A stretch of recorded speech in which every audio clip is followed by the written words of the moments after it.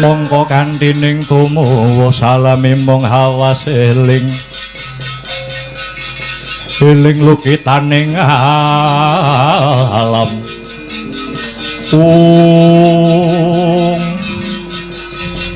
piye Cit astana mangliyawa apa wis kok obong sampun Kanjeng Rama sedaya perintah paduka sampun kula tindakaken bagus kurang siji kewajiban sing kudu mbok lakoni menapa Kanjeng Rama Dewaji mbuh piye caramu mbuh piye reka dayamu kowe kudu bisa nggugah pamanmu Kumbakarna pamanmu Kumbakarna sing ana lengkeng Gunung Gohkarna sing turu dina iki gugan yen wis kasil mbok gugah aturana pamanmu Kumbakarna supaya madhep marang pun Rama makaten yo aja kesuwen enggal budhal dina iki ngestakaken dawuh Kanjeng Rama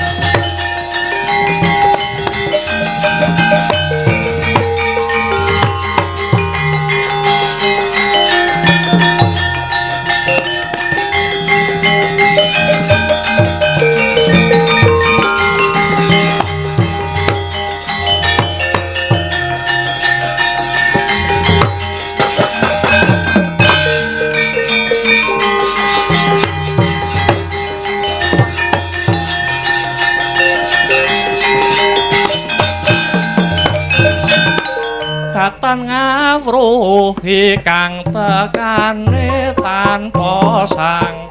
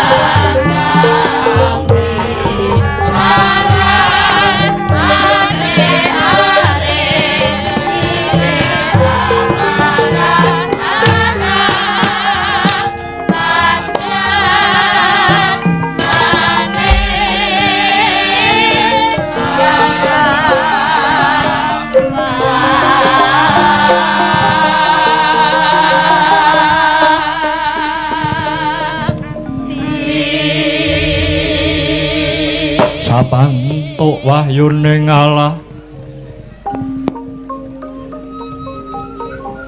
kya tumilah mangolah ilmu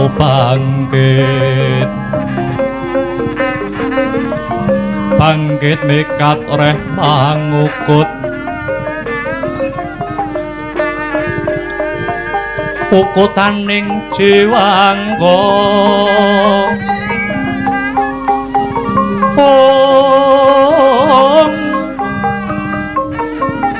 yen mangkono patut sinebut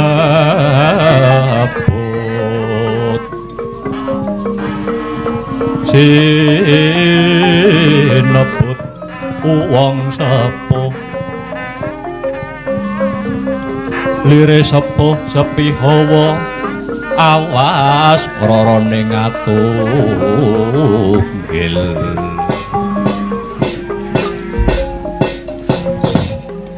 paman Kumbakarna paman monggo paman kula aturi wungu anggen paduka nindra paman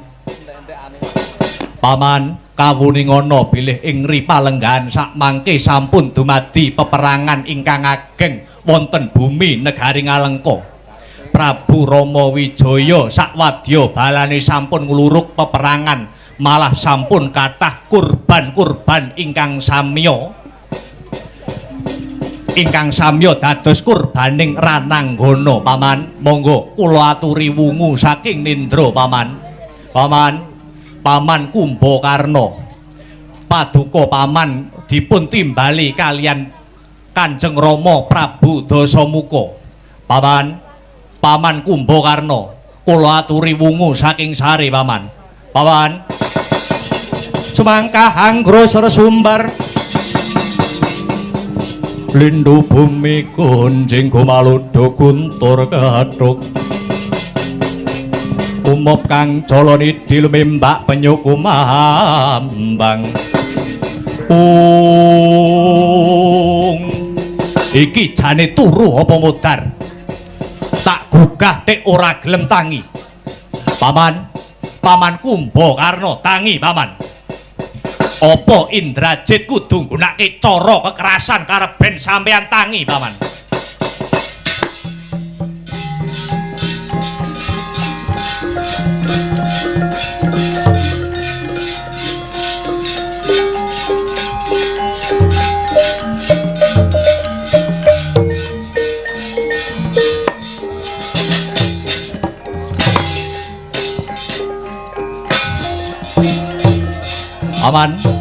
tangi paman Kumbakarna wungu paman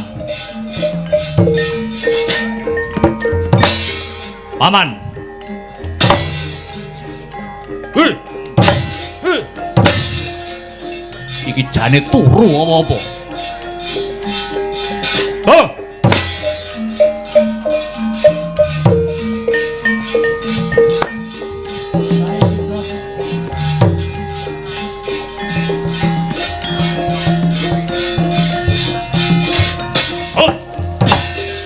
paman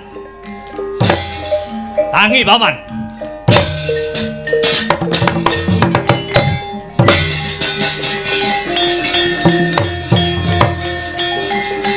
sampun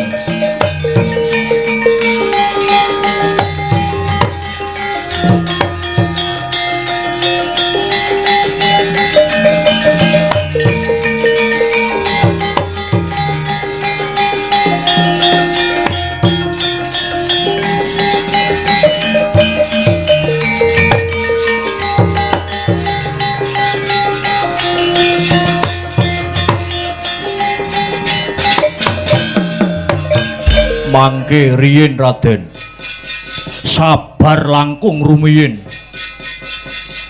aja kesusu mengko mundhak kesluru niki enten napa ndara Raden Indrajit kok keng paman Kumbakarna panjenengan antemi panjenengan pala gantang saking gegaman diantemi godo diantemi tombak keng paman Kumbakarna niku janjane salah napa kliru napa tokok kados pundi belung kula wonten dawuh kawruhana iki mau aku diutus Kanjeng Rama Prabu Dasamuka nggugah anggone paman Kumbakarna Tapa Nendra utawa Tapa Sare tak gugah nganggo cara alus ora tangi satemah entek sing dadi kesabaraning Indrajit meksa aku nganggo cara kekerasan tak polo ganteng nganggo saking pusaka.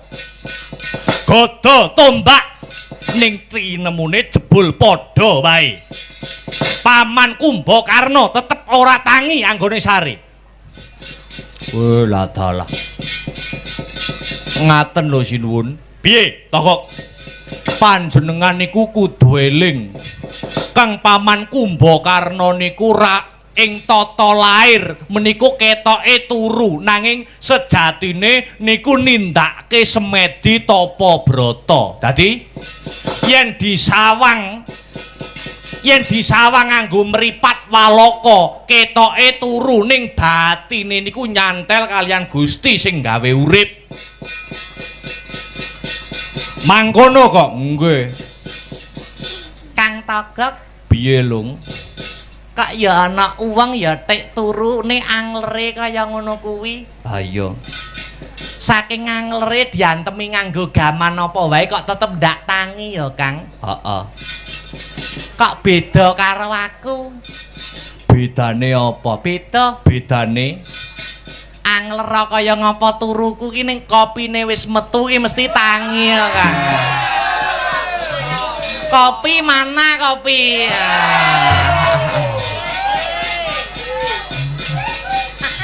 Celometan ora.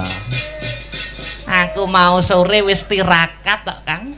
Tirakat apa? Tirakat mutih. Mangan ya wis sego tok. Ayo. Kowe tak tunyu lambemu tenan lho. Mangsane apa? Niku dadi toko mripat palaka ketoke turu ning sejatine tapa nindra sejatine semedi. Lair musuhe lair, batin musuhe nggih batin. Nganggo cara ngilmu batin mesti panjenengan mudeng sing kula karepne. Tan samarep pamoring suksma Jinuksmaya winah ya ing ngasepi sinimpen telenging kalbu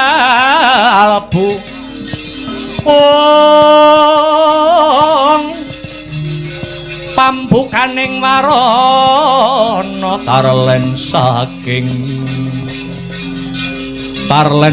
liyep layaping aluyut pindha pecating supena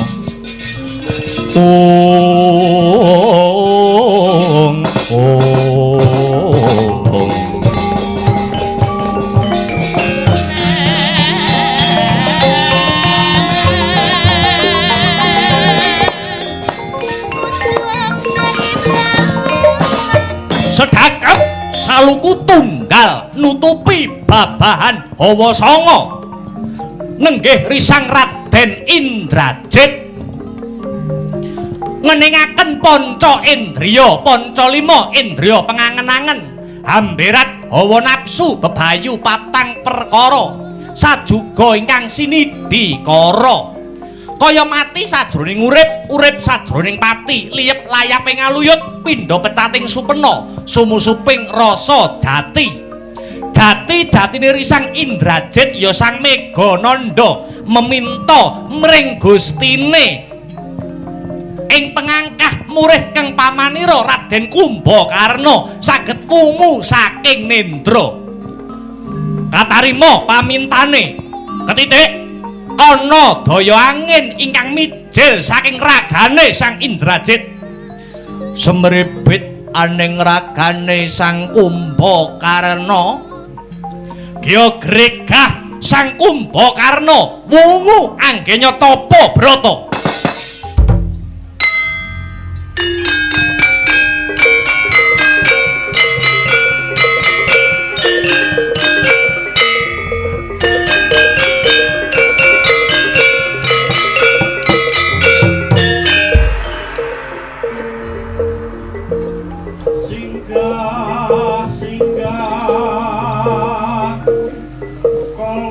Singgah, langsung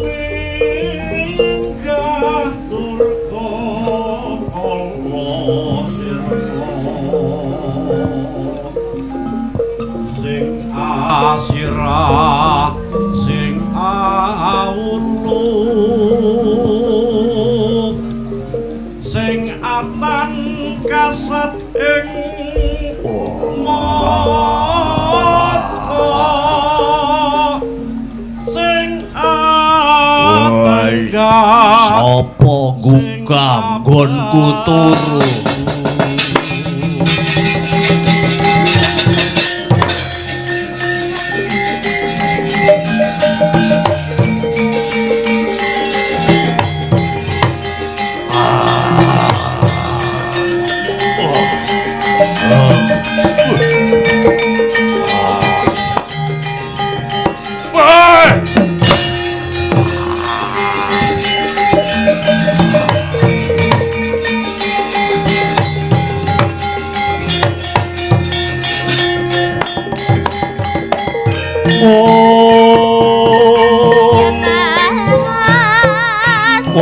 ponakanku Indrajit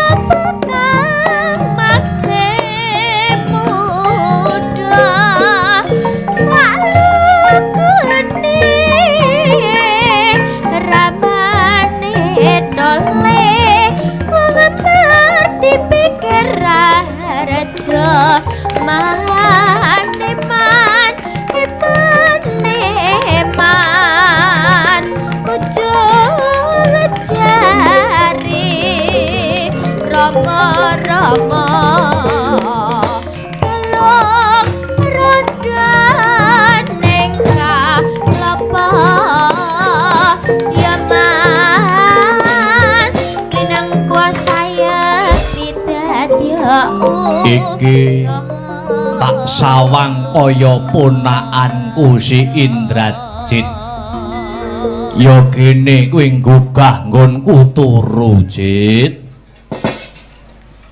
sewu lepat diagung pangaksaminipun Kanjeng Paman kula wantun gigah anggenipun Kanjeng Paman Sare sedaya kala wau boten saking niat kula nanging kula menika diutus kalian Kanjeng Rama Dewaji kowe dikongkon bapakmu inggih lakar kasinggihan lan mugi dados kawuningan Paman sak mangke dateng negari Ngalengka sampun dumados perang gegempuran Prabu Rama Wijaya sampun ngirit Wadyabala Wanara utawi Wadyabala Kethek nglurug perang wonten ing negari Ngalengka punika Paman la dalah upama mbiyen bapakmu manut karo omonganku tak kira kedadiane ora nganti kaya mangkene lah banjur aku dikongkon apa Jit Indrajit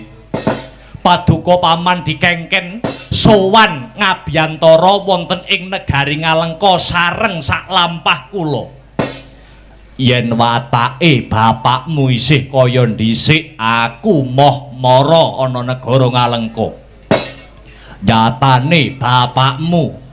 nyatane bapakmu babar blas orang gubris apa sing dadi kandhaku lan kandhane si Gunawan Wibisana rikala semana mboten Paman Kanjeng Rama Dewaji paring dawuh menawi Paman Kumbakarna kersa sowan wonten praja Ngalengka Kanjeng Rama Dewaji badhe manut miturut menapa kemawon ingkang dados dawuh pangandika paduka Paman Kumbakarna kuwi tenan nuwun inggih Paman syukur yen wis pancen kaya mangkono mergo aku wis sumpah Kumbakarna wis janji yen watake bapakmu isih padha kaya biyen aku wegah mara aning negara Ngalengka luwih becik tak turu sak mudarku saestu mboten Paman ya yen pancen kaya mangkono ayo bebarengan lumaku tumuju aning negara Ngalengka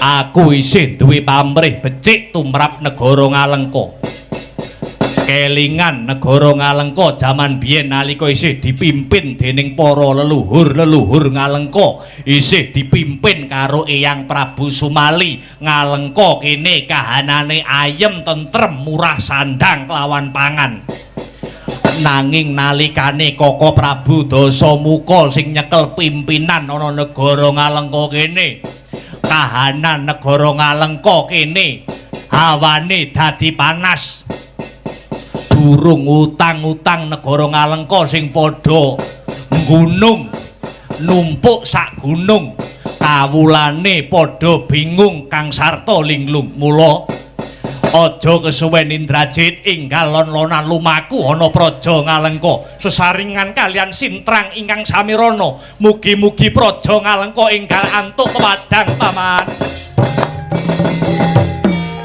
Sintrang samirana kendereng pare kami kampuru emparan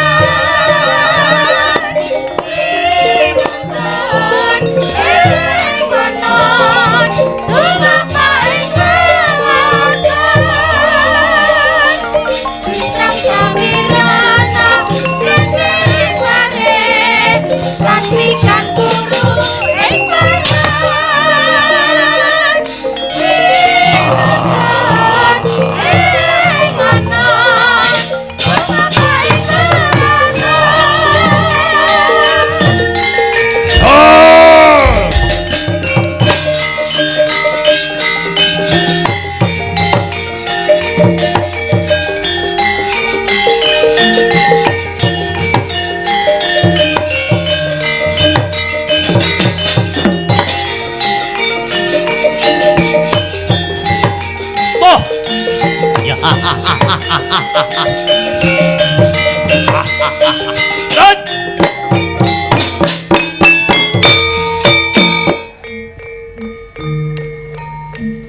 Prabu Dasamuka ya Sang Rahwana Raja.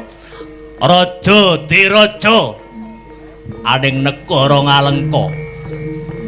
Kumbakarna kowe wis tangi apa durung Kumbakarna? Tuh.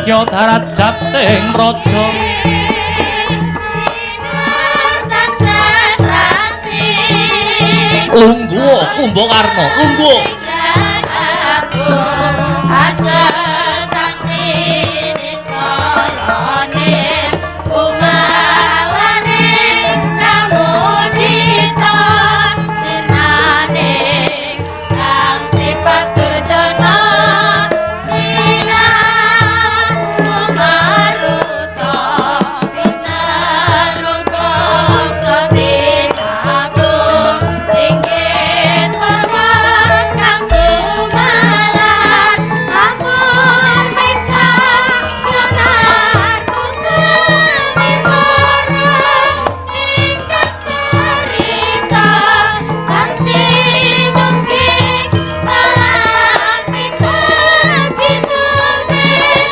Agat budaya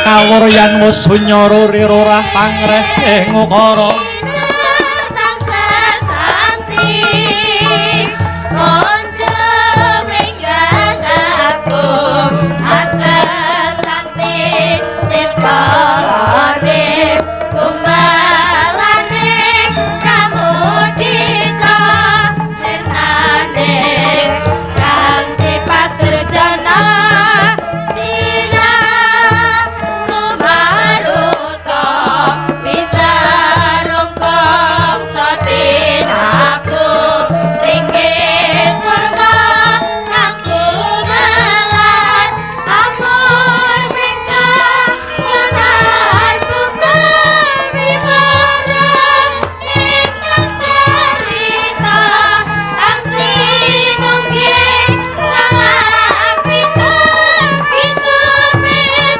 Agat budaya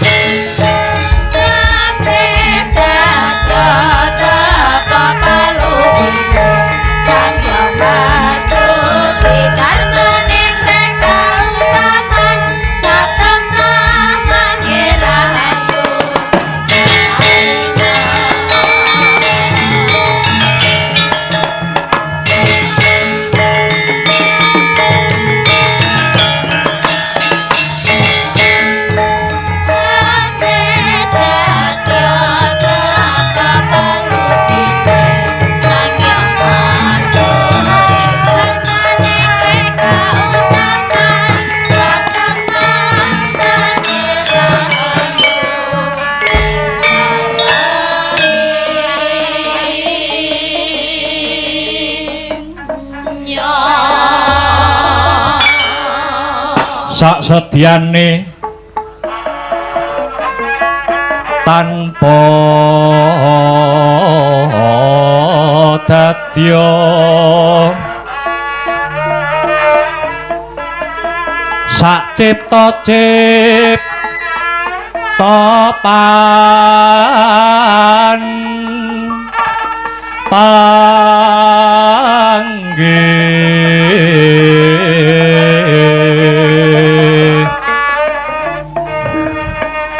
kang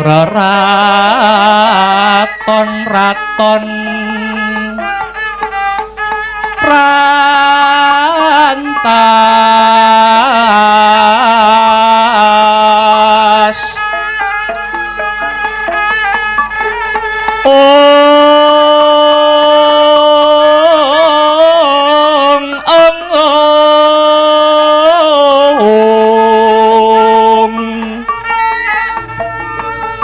mreh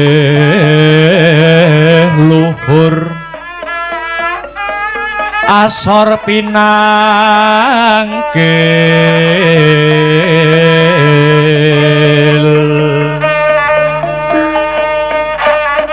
bebendu kung nakani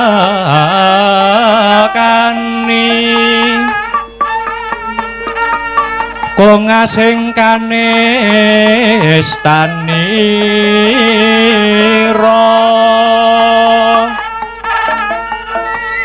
wong agung nisgungira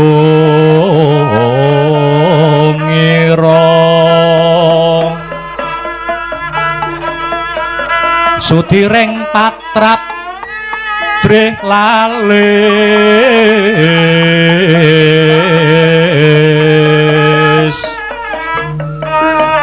kang cilik tantole cilik ira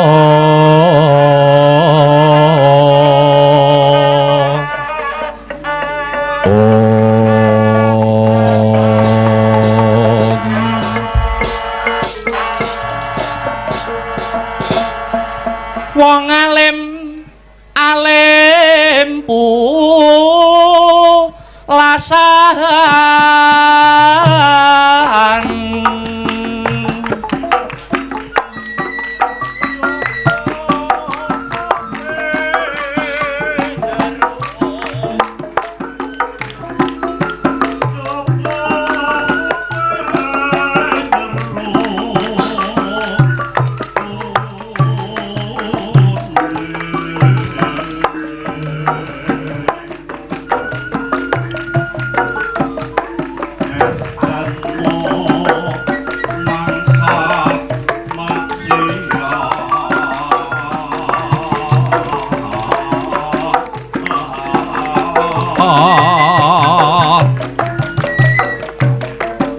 madat maton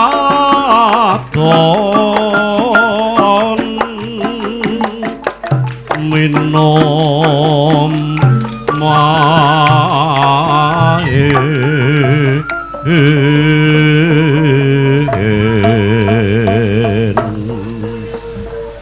paumpaan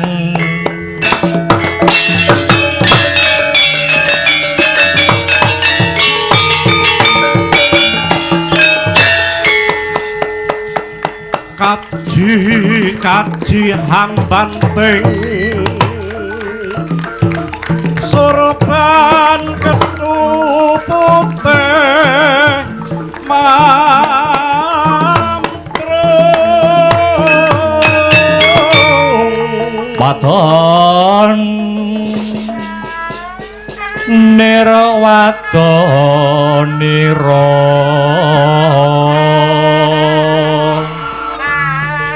prabaweng salukara mi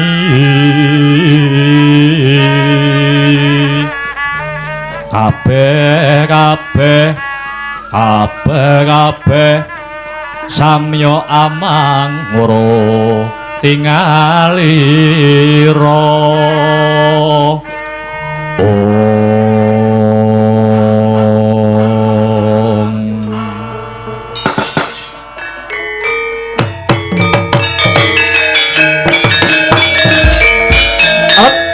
manik sejati ning alam kang tinuding jagat ya bandaku ya donyaku dhewe. Wih, ladalah. Bareng pun Kakang weruh praptane Yayi Panglebur Gangsa si Kumbakarna ngabyantara marang ngarepe pun Kakang bungah rasane ngati prasasat kejugrukan wukir sari keblabaran samudra madu. Kumbakarna tak etung meh genep setahun nggonku ora ketemu karo jeneng sira Yayi. Ora sak pejagong kaya dina sak mengko amarga anggonmu nglakoni tapa nindra tapa turu ana sukuning Gunung Gohkarna. Kumbakarna padha becik sak tekane Yayi Kumbakarna ana ngabyantaranipun Kakang Yayi. Iya. antuk pamujine Kakang Rahwana-raja Nirbaya Nirsangsaya tekaku ora nyandung sambikala sawiji apa. Aku ngaturake bekti tondo pengaji-aji marang panjenenganmu Kakang. Yo banget panarimanipun Kakang. Akarya bombong Birawa jroning nala ora lewat pangestunipun Kakang wae tampanana Kumbakarna. Yo Kakang. Ndak tampa tangan loro, ndak petek ana ing dada rumeketing Wardaya piwahana rah daging kayuwanan. Diprayogakne anggonmu lungguh Kumbakarna. Yo Kakang. Ora kurang prayoga anggonku lungguh. Kejaba saka iku Kakang, rehne sak mengko aku wis ngabiyantara madhep ana ngarepe Kakang Dasamuka lumantar timbalane ponakanku si Indrajit. Mara gage kowe saiki matura, kowe ngendika wigatine apa? Kendhih kumrungsunging galih kesuk panataling kalbu daya-daya Kumbakarna kepengin mangerteni apa ta wigatine Kumbakarna tinimbalan. Kumbakarna, piye Kakang? Kene Yayi. Perkara wigatine kowe ndak timbali tinemu keri, krana pun Kakang tanggap ing swasana. Tanggap marang Yayi Kumbakarna. Nggonmu turu ki kesuwen. Mongko Kakang wis niteni wong kuwi nek turune kesuwen terus tangi hawane siji kudu ngelak loro luwe. Kuwi dayane wong yen turu kesuwen. Lah mengko yen wis mangan kang sarta ngombe bakal pulih otot bebayunira. Mula Kumbakarna kowe matura, kowe kandha marang pun Kakang. Kowe njaluk apa? Kowe njaluk apa bakal tak turuti, kowe njaluk apa bakal tak sembadani. Apa kowe njaluk omben-omben sing ditekake saka njaba negara sing regane larang, mengko tak sembadani. Mara gage, kowe apa? Kowe matura marang pun Kakang. Kowe pengin mangan apa? Kowe pengin mangan daging apa? Iwak kebu, iwak sapi, iwak wedhus, iwak pitik, yen perlu kowe pengin iwak kirik tak belehne ngono. Hah? Mara gage. Mara gage kowe kandha marang pun Kakang bakal tak sembadani. Kakang, piye? Yen ku srawung karo Kakang Dasamuka ki ora mung sedina rong dina. Lho, tegese piye? Yen ku srawung karo panjenengan ki wiwit indil-indil nganti ondol-ondol, wiwit jabang nganti tekan trapang, aku iki wis apal watak wantu solah selagane Kakang Dasamuka. Saben nuruti apa sing dadi karepe wong liya iki mesti mawa pamrih. Saben apa kekarepane wong liya kok uja, kowe mesti duwe karep kang sinandi sing ora dingerteni kejaba mung kowe. Mula aku jaga-jaga moh kepuk tangan budi karo kowe, aku moh nampa wujute panganan lan omben-omben saka kowe. Yen durung genah perkarane apa, yen durung cetha apa wigatine, aku ditimbali mrene. Lho, kepuk tangan budi piye Kumbakarna? Upamane aku iki mengko wis mbok wenehi panganan lan omben-omben senenganku. Gek kowe duwe karep sing ora cocok karo batinku. Kowe meksa-meksa aku kudu manut karo kowe. Rumangsane kowe wis menehi bebuden marang aku. Mula kang saka kuwi Kakang, kanggo jaga-jaga aku moh nampa saka pawewehmu. Edan. Tek pinter men kowe. Orane pinter, aku ki nggo ngilmu titen ngono. Watakmu ki aku ki wis ngerti. Saben arep menehi apa-apa ki mesti duwe pamrih, ngono. Mula enggal kandha. Duwe sedya apa, duwe niat sing kepiye, dene Kakang Dasamuka nimbali aku. Slendra sing dadi rasaku, Kakang. Kumbakarna arsa ngangklungake jangga, nilingake karna nyadong rumentahe sabda Kakang Dasamuka. Yo, rada maju lungguhmu Kumbakarna. Bremara reh mangus momyo ngambrang. Kadi karonaning kaswasih ring marga memalatkung. Prisanggon tawastrat maca lengleng lalu mangulati. Surya mangrangsang wayah, Surya mangrangsang wayah. Bumya samara wayahanto.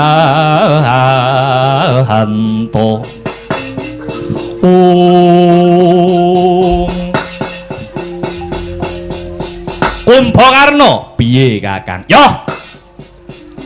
Yen to pancene kowe ngesuk kepengin weruh wigatine kowe tak timbali, aku mung ngarep takon karo kowe Kumbakarna. Takon babakan apa? Kowe karo sing gawe urip ing bumi Ngalengka dikudratake dadi apa Kumbakarna? Wangsulana. Aku dikudratake karo sing gawe jagat dadi satriya, Kakang. Dadi satriya? Iya. Yen to pancene kowe ngucap dadi satriya, jal aku arep takon karo kowe. Satriya mono duweni kewajiban cacahe ana pira? Coba aku jlentrehno Kumbakarna. Kakang, piye? Kewajibane satriya mono ana 5. Ana 5? Iya. Ana 5 ki apa wae Kumbakarna? Ingkang angka 1 kewajibane satriya ya kuwi 1 memayu rahayuning bumi kelairan. Angka 2 ngayomi para pendhita kiai alim ulama ingkang nembe manembah marang Gusti kang murbeng dumadi. Angka 3 tresna ing bangsa, welas asih mring kawula dasih. Banjur kewajibane satriya angka 4. Angka 4 ya kuwi tuhu ing janji, nuhoni janji kang kawedhar, lati lan pakarti kudu nyawiji. Sing pungkasan angka 5 kewajibane satriya tunduk ing bebener adhedhasar weda suci lan undang-undange negara. Saiki aku arep takon, piye? Apa kira-kira 5 perkara mau wis mbok tindake kanthi bener becik Kumbakarna? Kakang, piye? Kabeh mau wis tak tindake. Tak kira 5 perkara kuwi mau wis tak tindake kanthi bener becik. Kowe goroh, kowe ngapusi Kumbakarna. Jare satriya mono ora entuk goroh, jare satriya mono ora entuk ngapusi. Lho. Aku ngapusi nggon ngendi Kakang? Jajal. Saiki aku takon maneh, darmaning satriya, kewajibaning satriya ingkang angka 1 mau unine piye? Balenono. Darmaning satriya angka 1 ya kuwi rumeksa rahayuning bumi kelairan. Rumeksa rahayuning bumi kelairan ki maknane kepiye? Rumeksa rahayuning bumi kelairan ki pengaplikasiane piye? Jal tak takon. Kakang, piye? Rumeksa rahayuning bumi kelairan iki tegese upamane negarane ditekani musuh, satriya mau kudu tancut tumandang mbelani negarane, mbelani bumi wutah darahe. Sumpahe satriya kanggo mbelani negara ora mung bondo ning nyawa diudhokke kanggo srana mbelani negarane sing ditekani musuh. Apa kowe ora krungu? Apa kowe ora ngerti yen sak mengko negara Ngalengka lagi ditekani musuh? Aku wis ngerti. Saka sapa? Saka ponakanku Indrajit. yen sak mengko Prabu Rama Wijaya sak wadyabalane kethek wis teka aning Praja Ngalengka kepara wis dadi peperangan kang gedhe. Yen to nyatane negaramu tinggalane bapakmu lan bapakku dienggo jag-jagan karo musuh. Rama Wijaya wis ngluruk perang ana kene jare kowe duweni dharma rumeksa rahayuning bumi kelairan. Yen to nyatane mangkono, kenang apa ora kok tindake? Ngerti negaramu ditekani musuh, kowe ora gelem tumandang, kowe ora gelem jumangkah kang sarta ora gelem kumrembyah. Kowe malah turu aning sukuning Gunung Gokarna. Jajal Wangsulana, kowe iki jane satriya apa dudu Kumbakarna?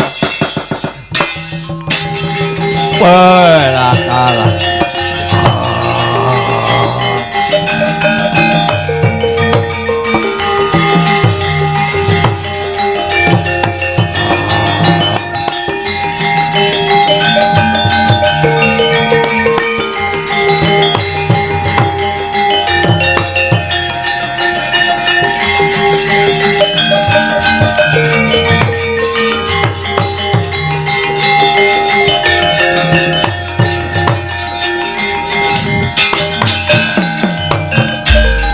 Wonten malih tuladan prayogi satriya gong nagari Ngalengka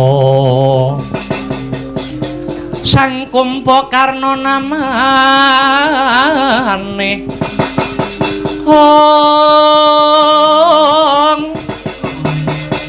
Turiko warna diyu suprandining gayuh utami wiwit duk perang Ngalengka genya darep atur meringkeng raka murih praharja.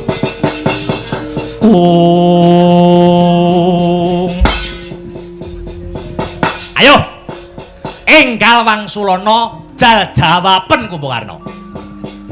Yen pancen satriya duwe kewajiban rumeksa rahayuning bumi kelairan mbelani negara nganti tetesi getih kang pungkasan ya gene yo kene negaramu ditekani musuh kowe malah turu rewa-rewa ora ngerti etok-etok ora ngerti ora gelem jumangkah ora gelem kumrembyah setan kowe. Kakang piye kowe iki bener nanging kurang bener. Kamsutmu piye kamsutmu? Pancen bener satriya duwe kewajiban belani negarane nganti tetesi getih kang pungkasan upamane negarane ditekani musuh. Lah iya nanging kenang apa? Kusik to cangkemmu meneng sik. Aku ki tak matur dhisik aja mbok pedhot lehku rembukan yen durung rampung kang dadi aturku. Pancen bener satriya ki duwe kewajiban duwe jejibahan bela negara ning disawang lan ditonton perkarane negarane mau bener apa luput. Yen to negarane mapan nggone bebener satriya kudu tumandang nganti tetesi getih kang pungkasan. Ning nek negarane iki sing kleru satriya mau malah aja nganti tumandang merga satriya kuwi kudu bisa milah lan milih ngendi sing bener lan ngendi sing luput. Kamangka aku ngerti dhewe Kakang, kamangka aku ngerti dhewe yen to sumbering keluputan sumbere kesalahan ki mapan ana negara Ngalengka. Mula nganti Rama Wijaya ngebak peperangan merga saka pakartine Ratu Ngalengka ya kowe kuwi Kakang Dasamuka sing wis wani mbedang rebut bojone liyan wani ngrusak pagrayu nyolong Rekyan Sinta garwane Sri Rama Wijaya.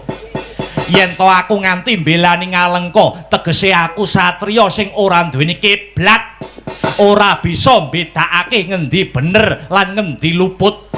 Mulane aku wegah tumandang ki ana dasare, aku wegah tumandang ki ana wewatone. Dasare kowe sing kleru, Ngalengka sing luput.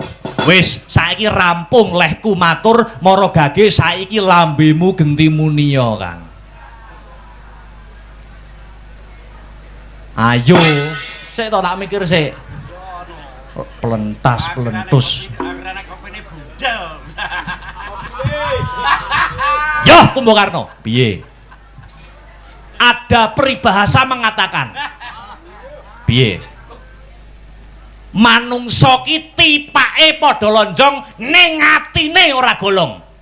Ora golong piye? Yen kanggomu ngrebut bojone liyan iki dosa, mbedang bojone wong liya iki salah, monggo-monggo wae. Nanging yen kanggone dasa muka, kanggone Rahwana Raja tiba kosok balen. Kosok balen piye? Gagah gagahe wong lanang kuwi yen wis iso ngrebut bojone wong liya. Saya gagah yen ngrebut bojone teke kancane. Mila. Hah? Sapa wi?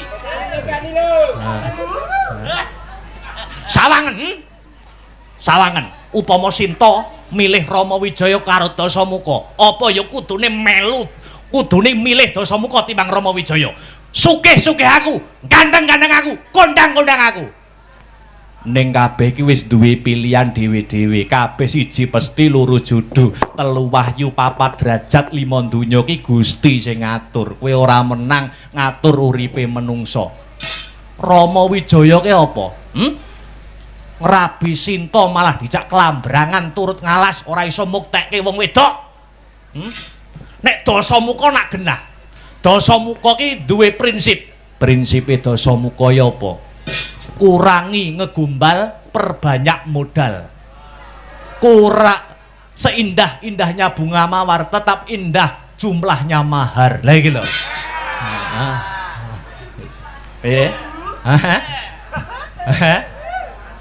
Ayo. Saiki bandingno, Wis mlinger kiblatmu, Kang. Yo, cekak cukupe. Aku mbok tekakne kene iki wis ora ana gunane. Aku wis mbok takoni, aku wis semaur. Aku tak balik turuwaning Gunung Gohkarna. Nyatane jare kowe gelem ngrubah sifatmu, gelem ngrubah watakmu. Ning babar belas ora ana owah-owahan. Bener jarene para sarjana ingkang sujaning budi. Yen watuk ki kena ditambani, ning yen watak ki nganti mudar ora iso diowahi. Mula timbang aku nyawang kamurkanmu, timbang aku nyawang sifat angkara murkamu, aku njaluk pamit. Aku tak balik turu aning Gunung Gohkarna. Yen perlu aku bakal turu sak matiku, Kang. Aja balik dhisik ku Bang Karno. Aja balik dhisik. Lungguh sing kepenak.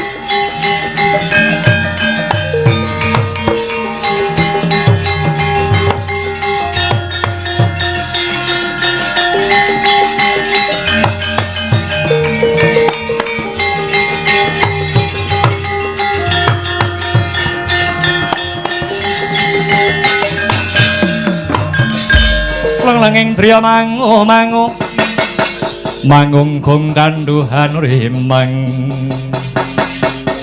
lir lena tanpa kanen ing lir lena tanpa kanen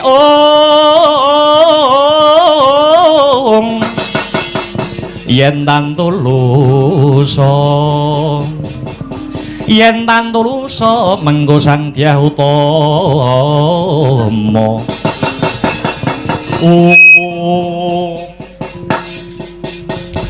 Bang Karno. Piye Kakang? Nalarmu iki ning endi? Iki sing tak bahas, sing tak rembug dudu perkara aku nyolong Sinta, dudu kuwi. Nanging lekno mripatmu jerengen gobokmu. Sawangen kae. Munyuk-munyuke Rama Wijaya dina iki ora ngemungake ngrusak Ngalengka. Nanging prajurit Prabu Rama dina iki wis wani ngobong astana Mangliyawa. Kuburane leluhur-leluhur negara Ngalengka wis diobong. Kuburane mbahmu diobrak-abrik karo bedes-bedese Rama Wijaya. Apa kaya ngono kuwi kowe arep meneng? Apa kaya ngono kuwi kowe arep begegek ora tumandang Bang Karno? Oh, waduh. Wah. Pikiranku Bang Karno. Waduh.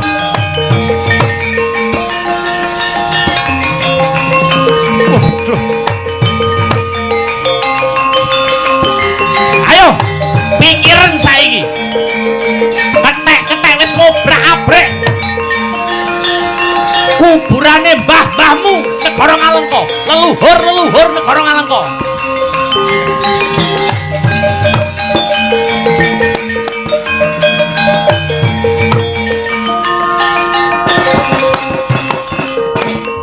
Walah Gusti Dek kebangetan temen Prabu Rama Wijaya sak wadya balane. Leluhur Ngalengka sing wis seda ora duwe salah apa-apa melu dadi jak-jakane munyuke Rama Wijaya. Wani ngrusak astana Mangliyawa. Wani ngrusak, wani ngobong kuburane leluhur Ngalengka. Padha karo nantang Kumbakarna. Aku ora lila. Aku ora trima pesareane leluhur-leluhur kok obrak-abrik, pesareane leluhur-leluhur kok obong. Para wanara, ora minggat saka bumi Ngalengka, tak glundhungi ilang nyawamu kowe.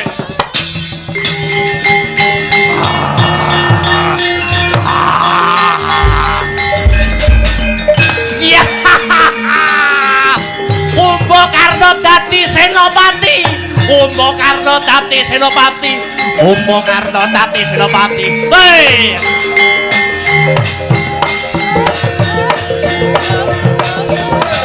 Hei.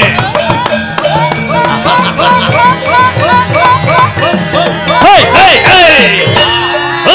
Hei, hei, hei. Hei.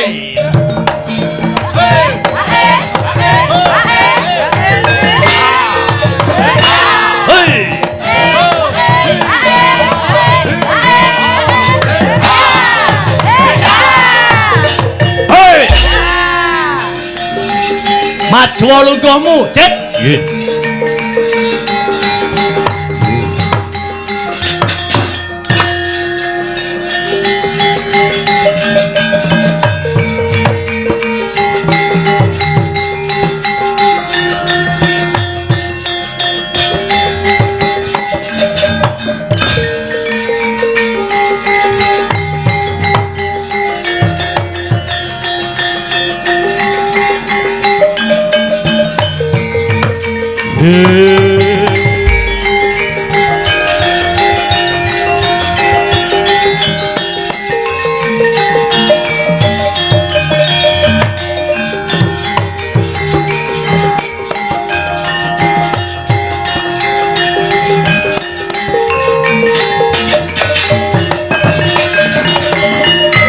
Karetane satriya linuwih kang maredi mring kautaman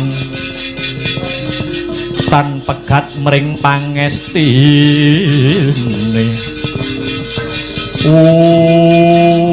Cek. Kula wonten dawuh tinimbalan Kanjeng Rama Dewaji. Piye? Berhasil to rencanane? Salaman sik.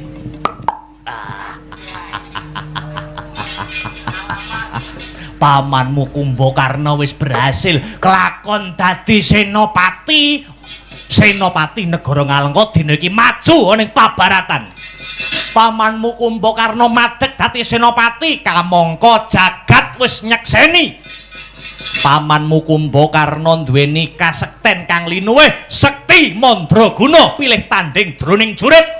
Tinatah mendat Cinara menter pinaku bendal binedil njundil.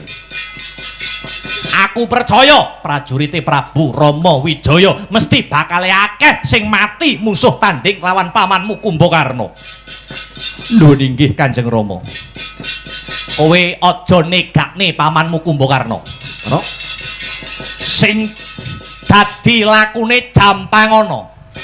Kirapna wadyabala kang padha seba, waton lanang nyekel gaman lading pangirising daging bathok wadahing getih. Lajeng bidal wekdal menapa Rama Dewaji lumarisa kang dadi lakumu. Budal dina iki negara Ngalengka dibudalke, dintekne wadyabalane Prabu Rama Wijaya. Inggih ngestoaken dawuh nyuwun pamit Kanjeng Rama.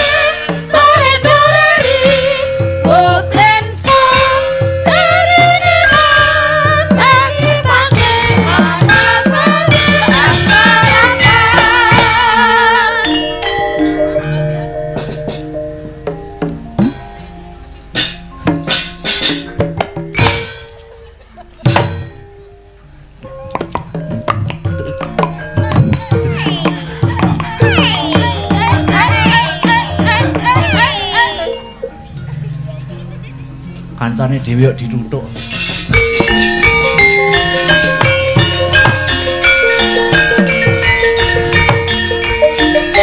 Nuswantara